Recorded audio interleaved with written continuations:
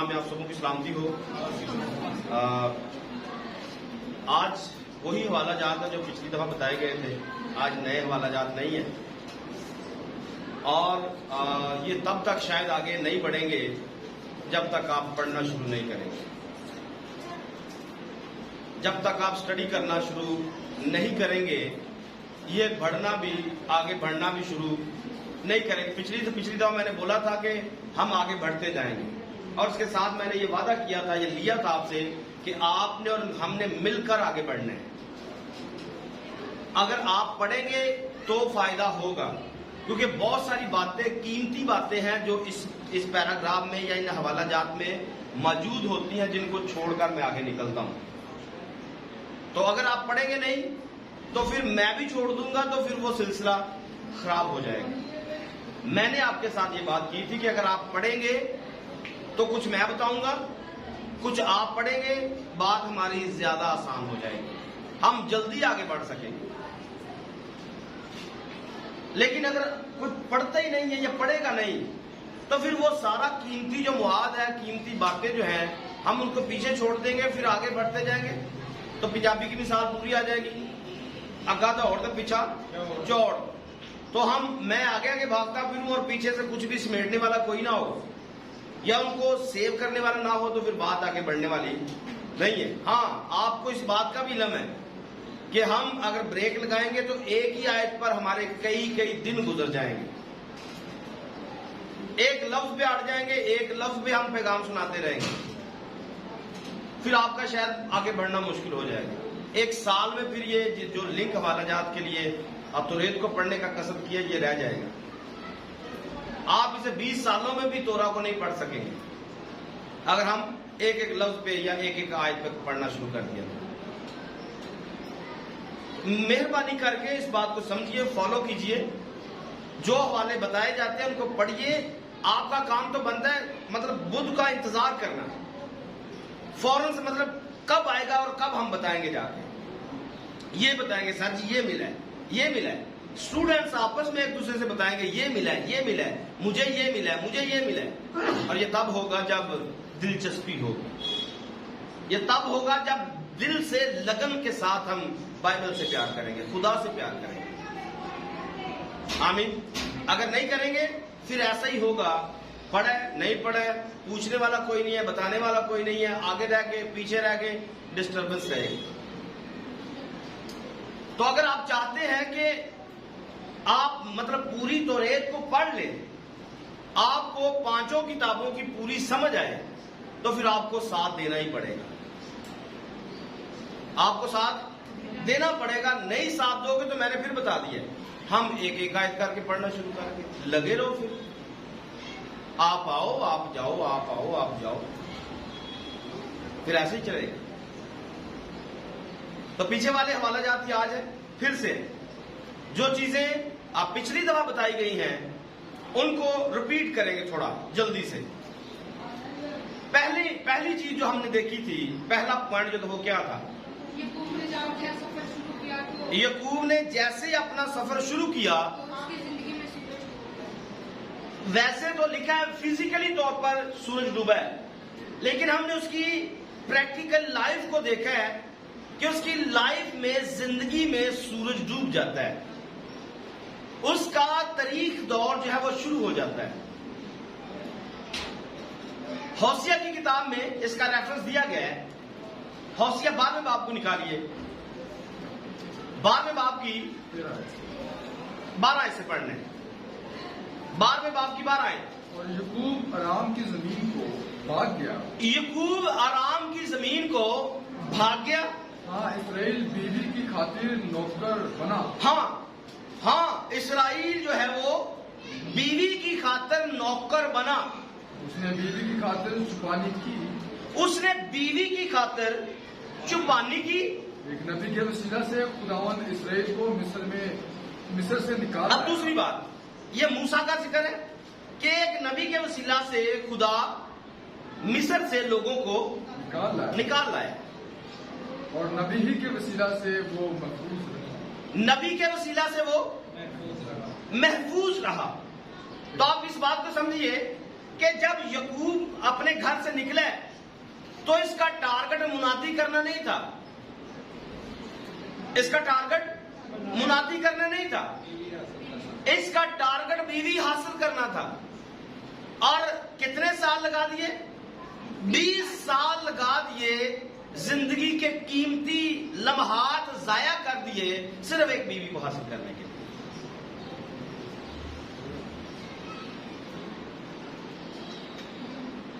ये तरीक दौर है, यह सही दौर है। शादी तो होनी होनी है, लड़की कोशिश करे, लड़का कोशिश करे ना करे। मैंने पिछली दफा भी बोला था, मां बाप खुद से इस बात को मतलब सोचते हैं और मां बाप किसी बेहतर डिसीजन तक पहुंचने की कोशिश करते हैं, और मां बाप का डिसीजन कई दफा बहुत ज्यादा बेहतर होता है, ज्यादा तो बेहतर होता है। मैक्सिमम लोग हारे हुए हैं जिन्होंने अपने इश्क में शादियां की हुई। अगर 100 बंदे ने शादी की अपनी मर्जी की तो उसमें 98% लोग फेल हैं। शायद कोई 2 लोग होंगे 100 में से जो खुश जिंदगी बसर करेंगे। लेकिन अगर कोई 100 बंदा अपनी मां बाप की मर्जी से शादी करता है, उनमें से शायद 2 फेल हो सकते हैं, 98% लोग ठीक चलते हैं। तो मां बाप का जो फैसला है वो दुरुस्त फैसला होता है। लेकिन पीछे अगर बाप की आंखें ही धुंधला जाए तो प्रॉब्लम शुरू हो जाती है। मैंने आपके सामने रखा था कि इसहाक जो है वो उसकी आंखें धुंधला जाती है, और धुंधली आंखों के साथ उसे यह याद नहीं रहता कि मेरे लिए जब बीवी को मतलब बुलाया गया था तो मेरे बाप ने बोला था कि उस जगह पे जाना भी नहीं है, उस घर में जाना भी नहीं है, उस इलाका में भी जाना नहीं है। तो आज मैं अपने ही हाथों से अपने बेटे को उस इलाका में भेज रहा हूं, और ये वही जगह है जिस कुएं पर जाकर अलीज़र जो खड़ा है और रिबका जो है वो इसके ऊंटों को पानी पिलाएगी। यह फर्क है बहुत बड़ा, क्योंकि ये बाप ने अच्छा डिसीजन लिया। एक बीवी खिदमत करने वाली आएगी घर के अंदर। आपको समझ में आ रहा है कि जब वहां पर अलीज़र पहुंचेगा तो ऊंट कितने हैं? 10 ऊंट है जो लदे हुए हैं। एक ऊंट को पानी पिलाना आपकी जान निकाल सकता है, इतना ऊंट पानी पीता है। और फिर ये ऐसा नहीं था जो आज के हमारे जमाने में कुएं सीधा ही मतलब डालो तो ये पानी आप निकाल सकते हो, ऐसे कुएं भी नहीं थे। आपको एक कुएं में उतरने के लिए आपको पूरा राउंड लगाना पड़ता था, क्योंकि ऊपर से लेकर नीचे तक घूमकर सीढ़ियां उसके नीचे तक जाती थी। आपको 30, 40, 50, 60, 70 फुट तक जाकर पानी मिलता था। नॉर्मल भी अगर आप कर लें तो एक जवान लड़की है, 30 फुट भी उसे एक घड़ा उठाकर नीचे जाना है और नीचे से घड़ा निकाल के ऊपर लेके आना है। एक फुट कितना पानी पी सकता है? कई दिनों तक वो मतलब कई दिनों का पानी वो अपने अंदर स्टोर कर लेता है। उसके पेट का हिसाब लगाए तो नॉर्मली इतना पेट तो बनता ही, मन 2 मन पानी 3 मन पानी जो अपने अंदर वो खींच लेता है। तो एक लड़की गड्ढे के अंदर कितना पानी लेके आएगी और कितने 10 ऊंटों को वो पानी पिलाएगी? तो ये बाप का डिसीजन था कि बीवी ऐसी लेके आनी है, बोझ उठाने वाली। और यहां पर यकूब आएगा। यकूब क्या करता है? इसी कुएं पर आता है और पहले दिन ही बीवी की सेवा करता है। फर्क पड़ रहा है? उल्टो हो रहा है, सीधा हो रहा है। ये वाली औरत नौकर की भी खिदमत कर रही है। ये वाली औरत अपने होने वाले पति से, अपने होने वाले शोहर से खिदमत पहले दिन ही करवा रही है। तो यही हाल आज के जमाने में, जितने खुद से ढूंढने की कोशिश कर रहे हैं, सारी रात मोबाइल फोन पे पहले, व्हाट्सएप पे पहले, फेसबुक पे पहले सारा कुछ बताया होता है, लड़की आते ही मां बाप की नाक में दम कर देती है।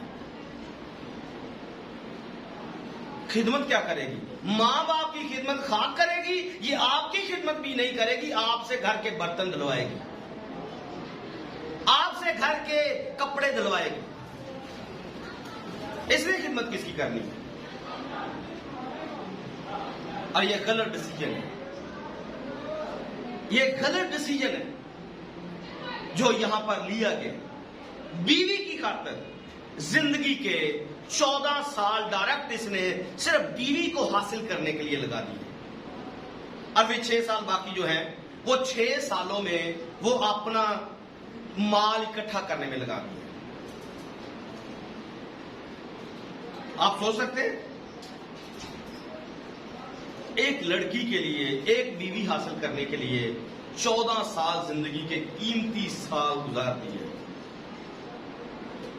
क्या सूरज डूबा हुआ है या सूरज निकला हुआ है? सूरज डूबा हुआ है। और फिर ये वापस आएगा। तो यहां से हम इस बात को, एक पॉइंट मैंने निकाला था, वो अपने घर से निकला, वो अपने घर से, इस पर मैंने चंद बातें आपके सामने रखी थी, याद है? निकलने के तल से बोलिए। अब्राहम निकला, लूत निकला जी, रिबका निकली है, कबूतरी निकली है, कौवा निकला, और आदम निकला, काइन निकला, और बताइए, लूसीफर निकला। सही है। एक दिन बर्तलमाई भी निकला था अपने घर से। एक दिन बर्तलमाई निकला है। किस गरज से निकला है? भीख मांगने के लिए। लेकिन वो दिन इसका अंधेपन का आखिरी दिन था, जिस दिन ये यीशु के साथ मुलाकात करता है। आमीन। मैंने पिछले पॉइंट में ये बताया था, पिछली स्टडी के अंदर, हम भी निकले हुए, हम सारे के सारे निकले हुए। कोई ना कोई टारगेट हमारी आंखों के सामने सबके मौजूद है। फिर अपने आप को पूरी लिस्ट में लगा लेना है, मैं किसके साथ मिल रहा हूं? आदम के साथ, लूसीफर के साथ, क्योंकि ये भी निकले हुए, ये दुदकारे हुए। ईसाऊ निकल गया, काइन निकल गया, खुदा की हजूरी से निकले हुए। बर्तलमाई का मैंने आपको लिंक दिया है। एक दिन बर्तलमाई निकला हुआ है। एक दिन कौम बनी इस्राएल मिस्र से निकल रही थी। हम किस अंदाज में निकले हुए? और इन सब से बढ़कर एक दिन खुदावंद यीशु मसीह कह रहे थे, मैं बाप में से निकला और दुनिया में आया। आमीन। एक दिन यीशु मसीह कह रहे थे, मैं बाप में से निकला और दुनिया में, ये भी निकला हुआ है, ये भी दुनिया में आया है। किसके लिए आया है जी? बीवी के लिए। किसके लिए आया? ये भी बीवी के लिए आया है। कितने साल अपने जिंदगी के जाया किए? यकूब ने तो 14 साल लगाए, और फिर 6 सालों में उसने माल इकट्ठा किया। यीशु मसीह भी निकले, अपने बाप में से निकले, दुनिया में आए। कितने साल जमीन पर रहे वो? हाँ, 33.5 साल। तो 33.5 सालों में क्या उसने दुल्हन को हासिल कर लिया? हाँ, क्या उसे दुल्हन मिल गई? बोलिए, आपको स्टोरी याद नहीं है? यीशु मसीह को दुल्हन मिली, यीशु मसीह आए, वापस भी चले गए। यकूब ने तो फिर भी 2 बीवियां हासिल कर ली। इसको कितनी बीवियां मिली? अपना आप देकर चले गए। वो जो आफताब सदाकत था, इस जगह पर आकर वो अंधेरे में पड़ गए, क्योंकि जमीन पर जो जमीन है वो शरीर के कब्जा में पड़ी हुई है। और वो आसमान को छोड़ता है, अपने तख्त को छोड़ता है, जमीन पर आता है। किसके लिए?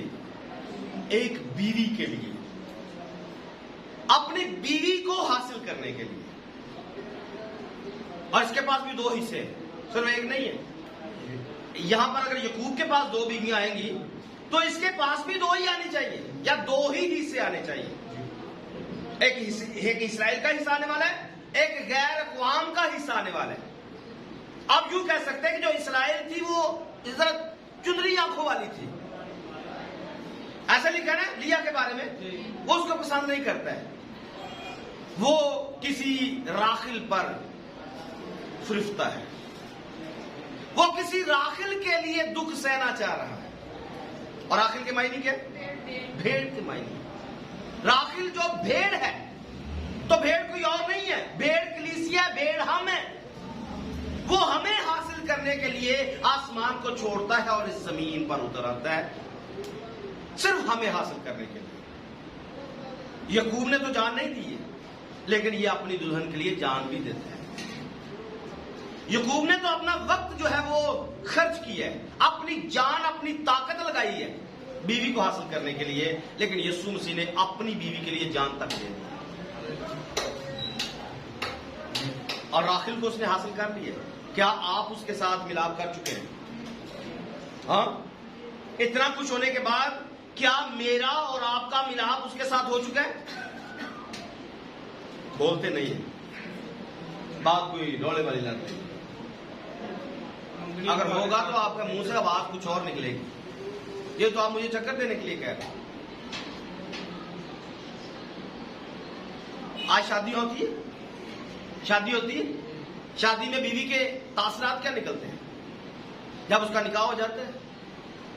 हौली हौली, ढीले मुंह से, हाँ, खुशी की इंतहा होती है। शायद आपकी शादी भी नहीं हुई, शायद आपकी शादी भी, क्योंकि शादी एक बड़ा भेद है,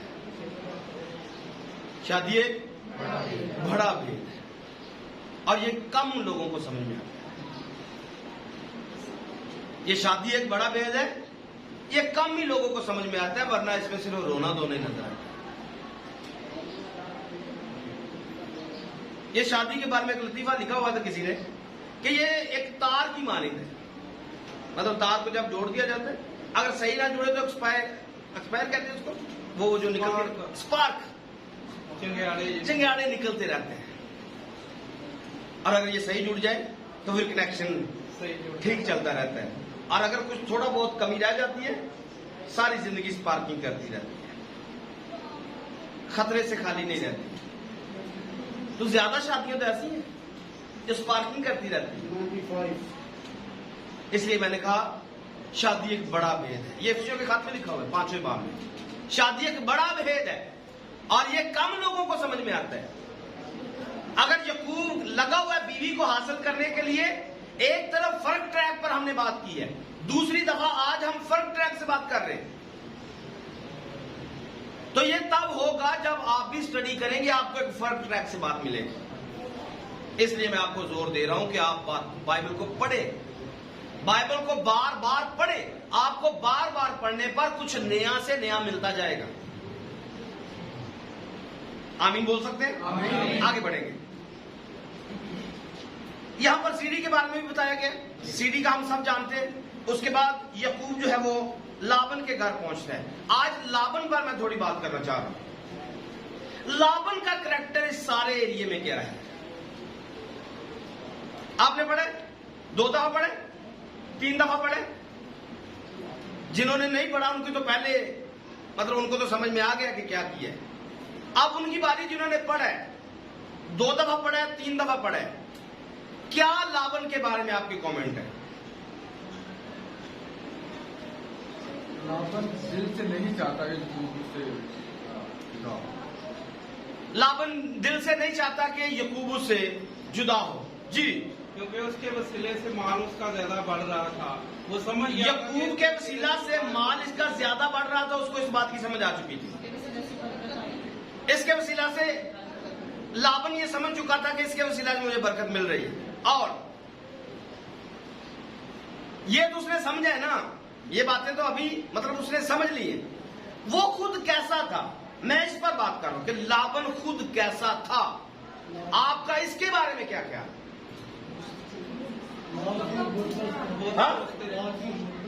बुतों के बारे में बुतों को पूजने वाला था, लालची था। ज्यादा सबसे जो बेस्ट है वो लालची है, लालच कर रहा है, याकूब को छोड़ना नहीं चाहता है। इसकी वजह से माल बढ़ रहा है। पूरे कैरेक्टर में आपको समझ में आने वाला, ये जो पूरा एरिया चल रहा है, ये लाबन एक बड़ा मायने रखता है। कोई आएगा बीवी को हासिल करने के लिए, और आएगा किसके पास? किसी एक लालची के पास। आप इसको यूं भी समझ सकते हैं, पढ़ेंगे नहीं, अगर आप पढ़ लेंगे तो ज्यादा खुद अच्छा है। जो बातें मैं कहूंगा वो आपको समझ में आएंगी। एक दिन पहले इसी जगह पर, जहां पर लाबन दौड़कर आया था, जैसे याकूब का पता चला है कि याकूब आया है और उसने भेड़ों के लिए पानी भेड़ों को पिला दिया है, और जैसे उसे समझ में आता है कि कोई मेरी बेटी के पास आया है या कोई मेरे भाई के घर से, मतलब रिश्तेदारों में से मेरे पास कोई आया है। पढ़िए इसको जरा, 13वीं आयत को पढ़ना है, 29वें बाब की 12वीं आयत से पढ़ लीजिए जी। और याकूब ने राखिल से कहा, याकूब ने राखिल से कहा कि मैं तेरे बाप का रिश्तेदार, मैं तेरे बाप का रिश्तेदार हूं, रिबका का बेटा, मैं रिबका का बेटा हूं। तब उसने दौड़कर अपने बाप को खबर दी। क्या किया उसने? वो दौड़ी है और दौड़कर अपने बाप के पास गई है। एक दिन पहले भी इसी जगह से एक लड़की दौड़ रही थी। हाँ, कौन दौड़ रही है? बोलिए ना, फिर ऊंची आवाज से बताइए। रिबका एक दिन यहां से दौड़ी है और वो भी अपने घर में गई, और रिबका के दौड़कर जाकर बताने में और इसके दौड़कर जाकर बताने में कुछ फर्क नजर आएगा। आप ढूंढ सकते हैं? मैंने दोनों किस्से आपके सामने रखे। एक दिन रिबका पानी पिलाकर दौड़ी गई है, घर में जाकर बताया। तब इसका जो रिबका का बाप था वो बैतूएल था, और रिबका का भाई लाबन था। अब लाबन की बेटी है, अब लाबन की बेटी यहां से आएगी और यहां से दौड़कर अपने बाप को बताएगी। अब बैतूएल नहीं है, अब लाबन है डायरेक्ट। हाँ, तो यहां से पहले भी यही लाबन दौड़कर आया था, आज भी यही दौड़कर आया है। रीजन क्या है?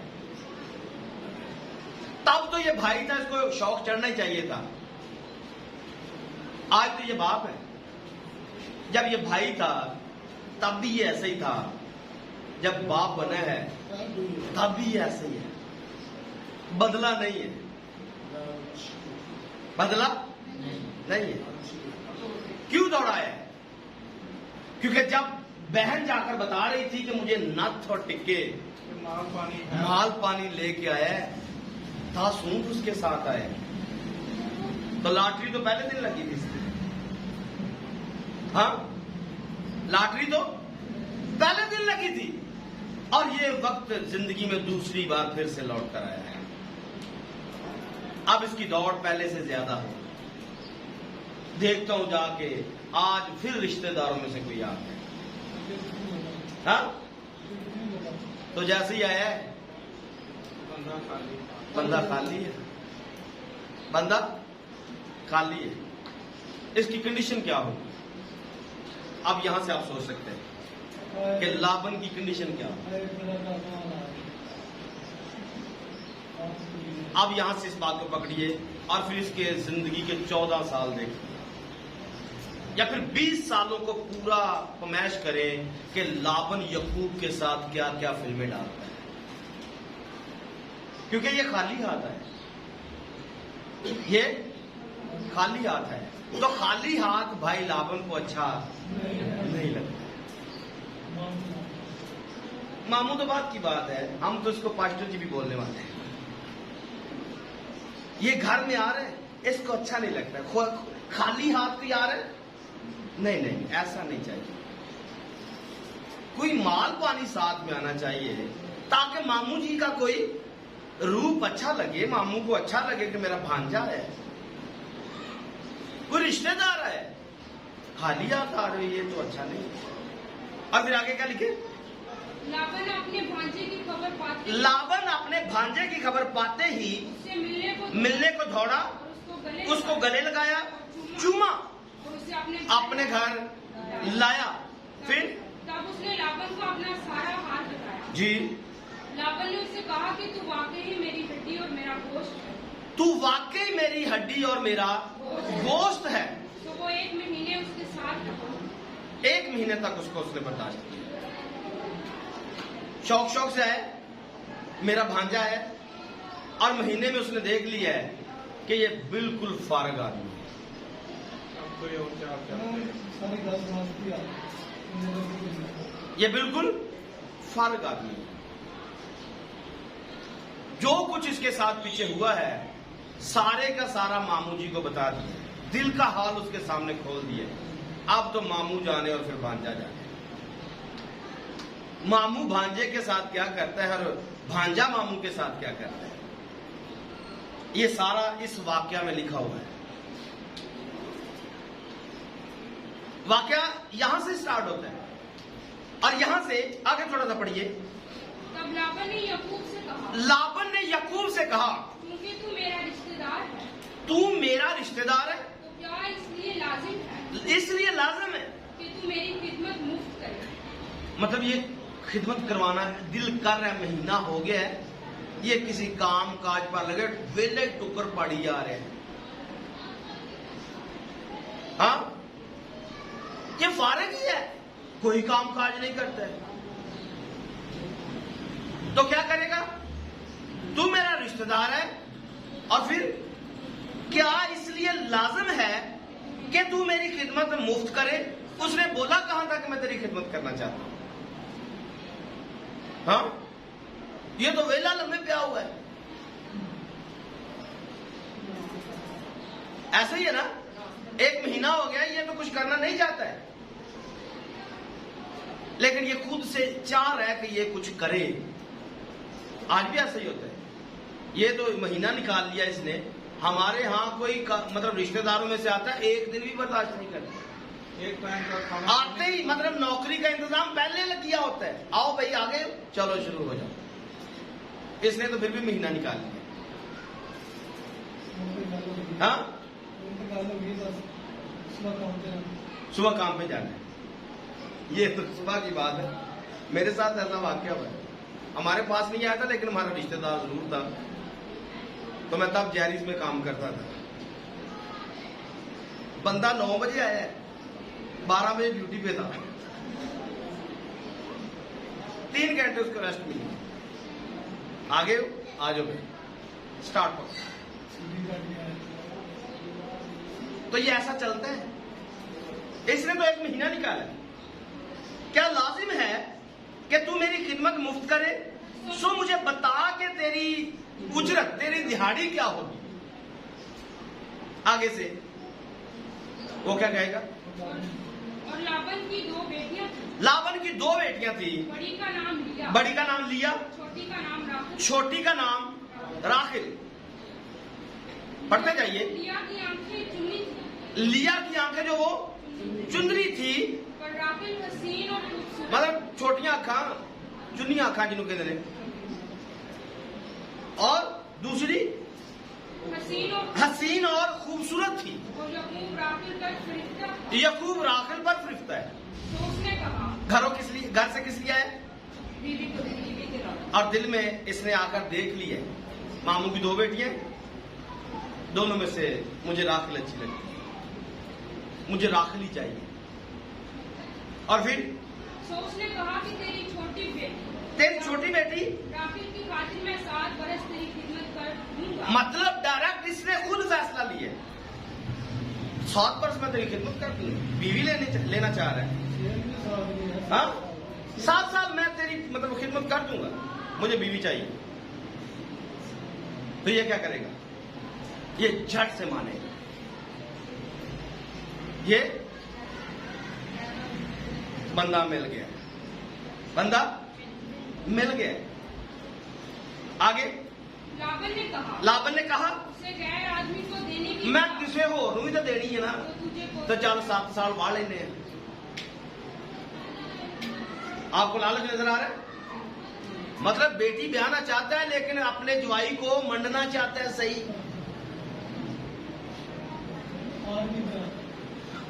बेटी तो देनी देनी है लेकिन इसका सही कुचुम्बर तो निकाल लो जरा, क्योंकि लेके कुछ भी नहीं है। वेला ही करो आगे, चल को लैके नहीं आए तो इतने तो चलो इन चंगा मंडो ना। इसको मंडना भी चाहिए क्योंकि इसने अपने पापा से बोला नहीं भाई आप ही इंतजाम करें। तो ऐसे आज कितने मंडे जा रहे हैं, शादी खुद करवाना चाहते, सौरे जान ही नहीं छाड़ते, चंगा मंड के रख दे। मैं झूठ कह रहा हूं? हाँ, मतलब सब कुछ तू नहीं करना है। क्यों? क्योंकि तेन कुड़ी नहीं देती। कुड़ी का सहारा लेकर एक नौकर मिला हुआ है, क्योंकि इसको सजा मिलनी चाहिए, क्योंकि इसने अपने बाप को ये नहीं बोला है कि तू ऐसा मेरे साथ कर। आगे बढ़िए। ये खूब 7 बरस तक राखिल की 7 वर्ष गुजर गए राखिल के लिए काम करते हो, पर उससे राखिल की मोहब्बत के सबब से मोहब्बत इतनी है चंद दिनों के बराबर मालूम। मतलब 7 साल है, ये तो कोई दिन भी नहीं। 7 साल का पता ही नहीं चला है। कितनी मोहब्बत, बेगाना औरत के होंठों से शहद, बेगाना औरत के होंठों से शहद टपकता है। और 7 साल ये तो ऐसे ही 2 लाइनों में लिख दिए गए ना। 7 साल ऐसे है नहीं, 7 साल ऐसे, ये लैला मजनू की स्टोरी है। इसको कितना कुछ करना पड़ा है इस राखिल को हासिल करने के लिए। कई दफा चोरी भी देखता होगा, कई दफा सरेआम भी देखता होगा, और दिल में क्या चलता है, कदी तो बुढ़ी बढ़ेगी।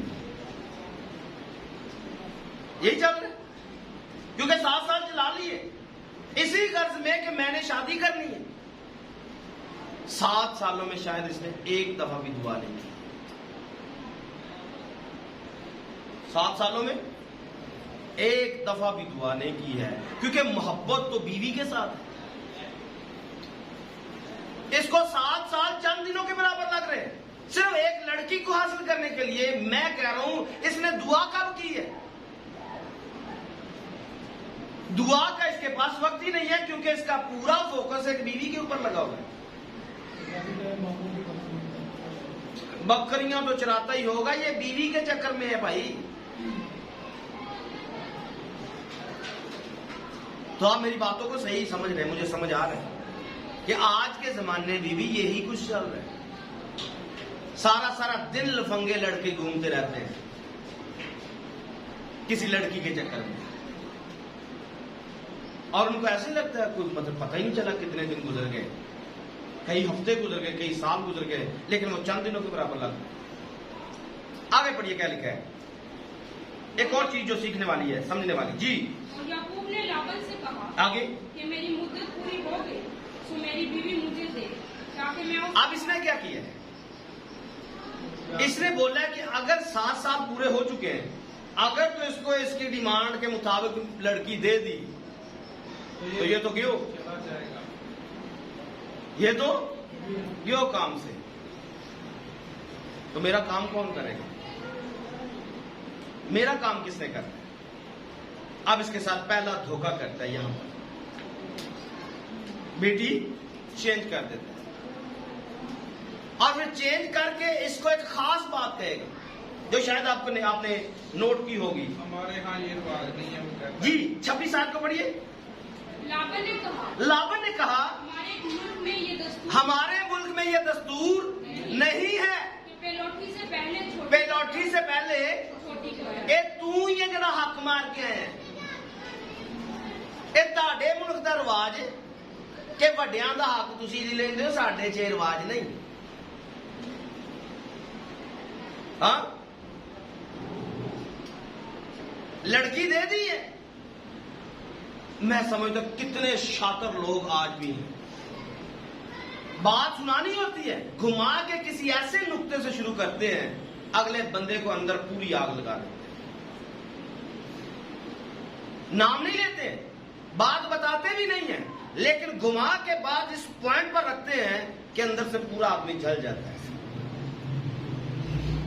और भाई मिल जाएगी बुढ़ी, तू एडा चंगा ना बन, ए साडे पिंड दा रिवाज नहीं, ये तुम्हारे गांव का रिवाज है।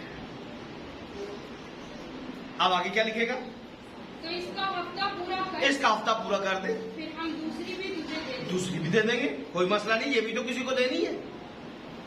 तो इसका हफ्ता पूरा कर दे देंगे, और फिर इसके लिए 7 साल ये फिर से लगाएगा, और 7 साल 14 साल एक बीवी को हासिल करने के लिए। ऐसा ही 14 साल लगाए, कितनी बाबरकत है।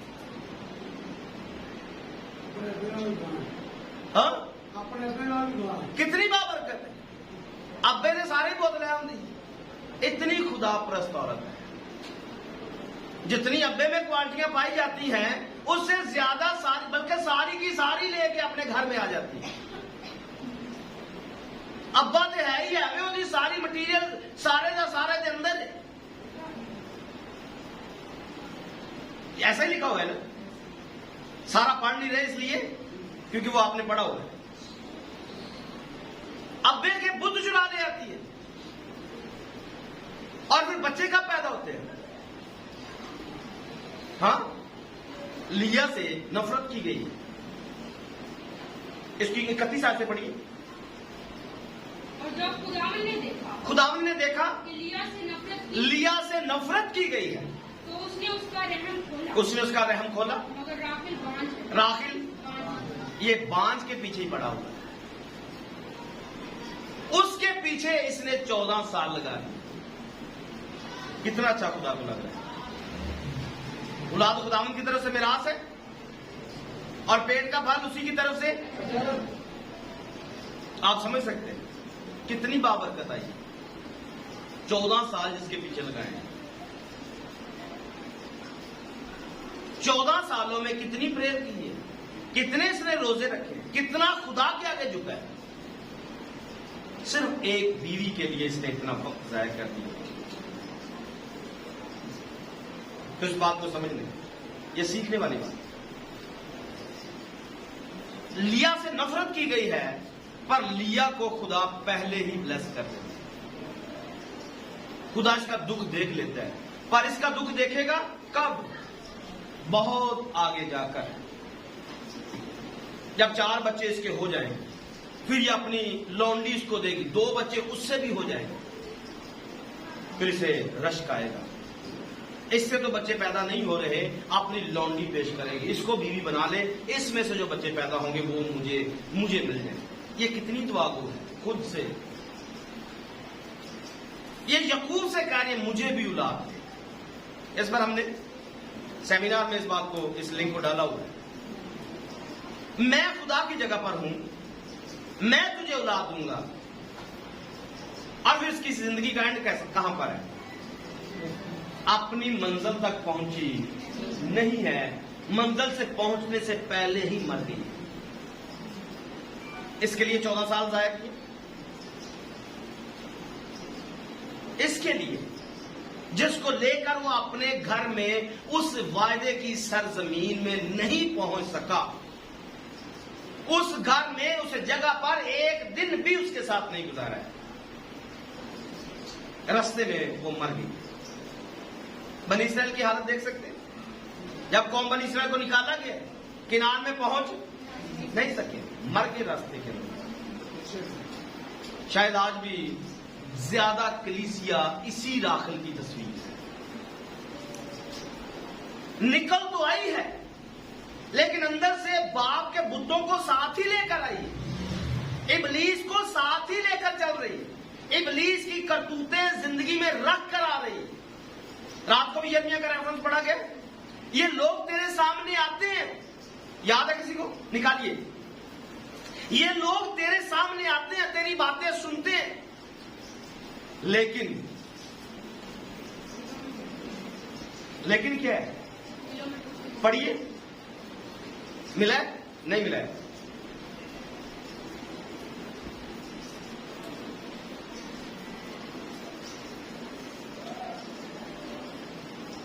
जी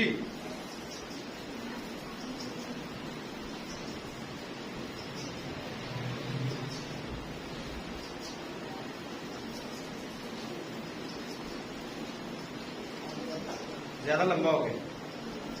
हाँ मैं तो भी ज्यादा निकल गई।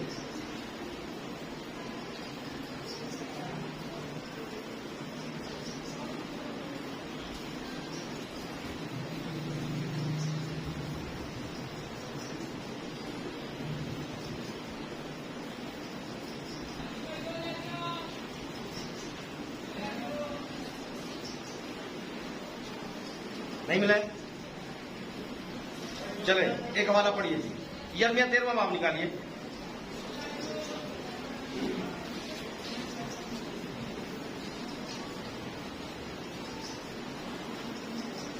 तेरहवें बाब की आप 10वीं आयत पढ़िए जी। ये शरीर लोग मेरे कलाम सुनने से इनकार करते हैं। जी ये शरीर लोग जो मेरा कलाम सुनने से इनकार करते हैं और अपने ही दिल की शक्ति के पैरों होते हैं, अपने ही दिल की शक्ति के पैरों होते हैं और गैर मबूदों के तालिब होकर और गैर मबूदों के तालिब होकर उनकी इबादत करते उनकी इबादत करते और उनको पूछते हैं, और उनको क्या करते हैं? उनको पूजते हैं। वो इस कमरबंद की मालिक होंगे जी जो किसी काम का नहीं, वो इस कमरबंद की मानद होंगे जो किसी काम का नहीं। क्योंकि जैसा कमरबंद इंसान की कमर से लिपटा रहता है, जी वैसा ही खुदावंद फरमाता है, मैंने इस्राएल के तमाम घराने और यहूदा के तमाम घराने को दिया कि मुझसे लिपटे रहे, ताकि वो मेरे लोग हों और उनके सबब से मेरा नाम हो और मेरी सिफारिश की जाए और मेरा जलाल हो पर उन्होंने न सुना। आमीन। सो यहाँ पर एक तमसील के तौर पर दिखाया गया है, एक कपड़े के बारे में बताया गया है। एक कपड़ा लेना है और उसको फिर शिगार में डालना है और डालने के बाद फिर खुदा उनके साथ यिर्मयाह के साथ कलाम करता है, जैसे इस कपड़े की हालत है मैं इन लोगों की हालत ऐसी करूंगा क्योंकि इनका दिल मेरे साथ दुरुस्त नहीं है। आपको हवाला नहीं मिला? हवाला नहीं मिला जी, मुझे भी हवाला नहीं मिल रहा है क्योंकि अभी मतलब खास हवाला है। यिर्मयाह के रेफरेंस में लिखा हुआ है कि ये लोग तेरे सामने आते हैं लेकिन अपने दिल में बुत नस्ब करके आते हैं। ये तेरे सामने आते हैं लेकिन दिल में बुत नस्ब होते हैं। आज की कंडीशन ऐसी है, जब ये लोग यिर्मयाह के पास आकर कलाम सुनते थे तब भी दिलों के अंदर अपने बुत रखते थे। ऐसे ही राखिल की तस्वीर के तौर पर राखिल निकली अपने बाप के घर से, लेकिन बाप की सारी चीजें अपने साथ लेकर निकली, बाप के बुत सारे साथ लेकर निकली। मैं आपको ये बता रहा हूं, आज की कलीसिया भी राखिल की तस्वीर है तो भेड़, लेकिन अपने घर में अपने मुल्क में पहुंच नहीं सकी है। आज की कलीसिया भी अपने उस मुल्क में पहुंच नहीं सकेगी अगर बुत साथ हुए तो। अगर बुत साथ हुए नहीं पहुंच सकेगी।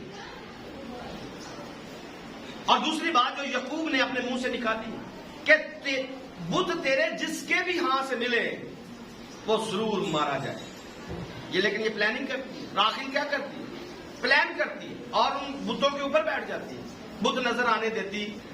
आज भी ऐसा ही है, अंदर शैतान छुपा हुआ है लेकिन हम ऐसी ऐसी एक्टिंग करते हैं, अपने आप को रास्तबाज शो करते हैं। मेरे पास नहीं है, मेरे पास शैतान नहीं है, मैं शैतान का पैरोकार नहीं हूं।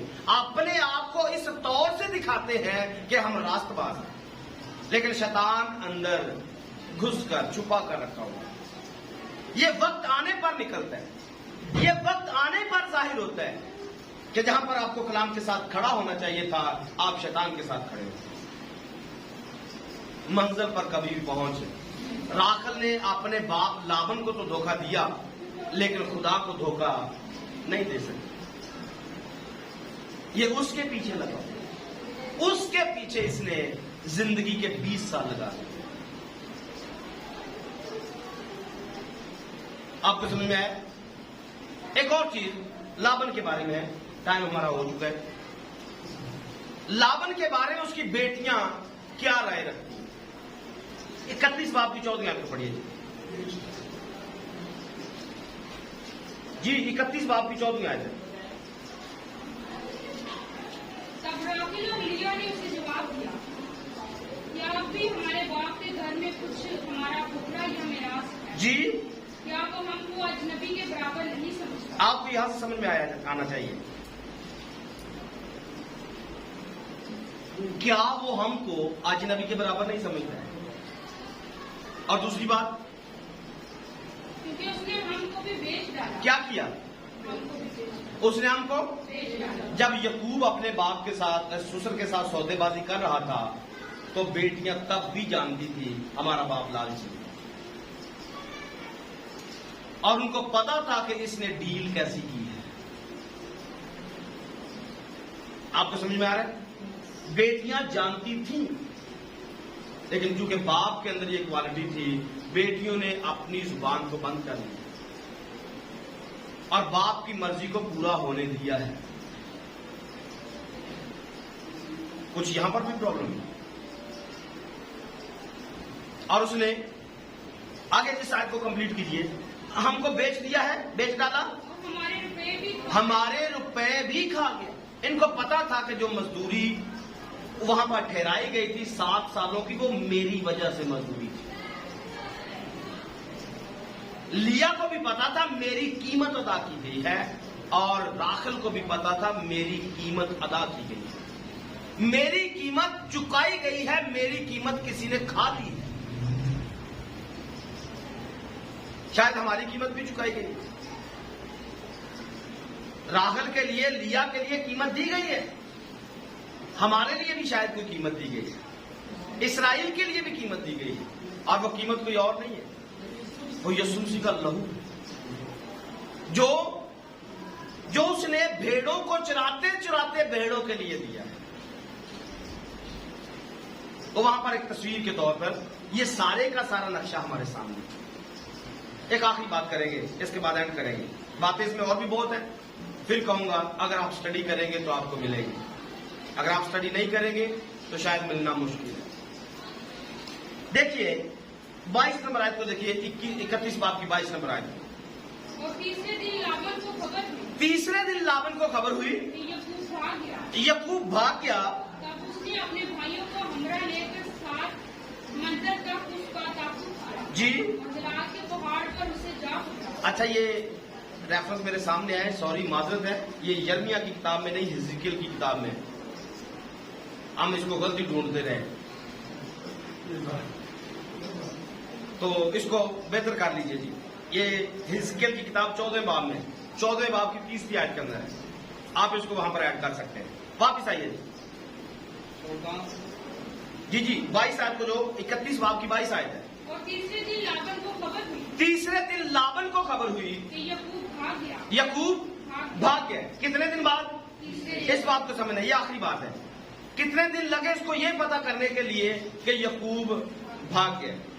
कितने दिन लगे जी? अच्छा, इसके पीछे पढ़िए, 30 बाब की 36 नंबर आयत को पढ़िए। जब इनका सौदा हुआ है, जब इसके 14 साल गुजर गए, 14 साल गुजरने के बाद जब उजरत ठहराई गई है कि उबलक और जितनी बकरियां जो है और भेड़े जो है वो मेरी होंगी, सफेद तेरी होंगी, यहां से इस बात का लिंक है। और उसने अपने और यकूब के दरमियान 3 दिन के सफर का फैसला किया। यकूब में और लाबन में कितने दिनों का फैसला है? 3 दिन का। मतलब यहां से ये चले 3 दिन तक ये लाबन से दूर चले गए, क्योंकि जब इनके बच्चे पैदा होंगे यहां से बच्चे उठाएगा और 3 दिन दूर जाकर दे देगा अपने बच्चों को, क्योंकि उसके बच्चे जो यकूब के बच्चे थे वो अपनी भेड़ें चरा रहे थे और यकूब जो था वो अपने ससुर की भेड़ें चरा रहा था। तो 3 दिन ये पहले ही दूर थे और 3 दिन इसको गुजर गए, ये खबर लगते लगते कि वो भाग गए।